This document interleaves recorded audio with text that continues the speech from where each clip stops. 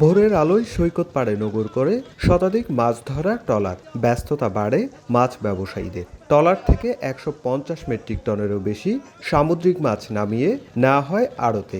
এরপর শুরু হয় মাছ ধুয়ে কেটে পরিষ্কার করে শুটকি তৈরির কর্মযজ্ঞ।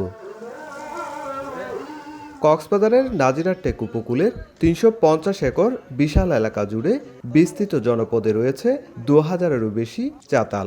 এই পল্লীতে কাজ করে প্রায় ৩০,০০০ শ্রমিক। আবহাওয়া অনুকূলে থাকায় এখন শুটকি উৎপাদনের চূড়ান্ত সময়। বাঁশের সারি সারি মাচায় দিনভর শুকানো হচ্ছে কোটি টাকার মাছ। ২০ হইতে ৫০ রকমের মাছ ওঠে এখানে। লইট্টা, ফাঁসিয়া, চুরি, বিভিন্ন চামিলা, বুলেট এগুলো শুকানো হয়। পাঁচশা মাছ, মধু পাঁচশা, জাতি পাঁচশা এগুলো। ব্যস্ত সময় বার করতেছি। আগে বা বর্ষার দিন ছিল, এখন সিজন যেটা শুরু হয়েছে অবর্তর পর হইতে দেয় প্রায় মিলে এর আমাদের ২ কোটি টাকার মতো ডেইলি বিক্রি হয়। পুরো দমে কাজ চলতেছে, এটা ১২ মৌসুম বলতে চলে।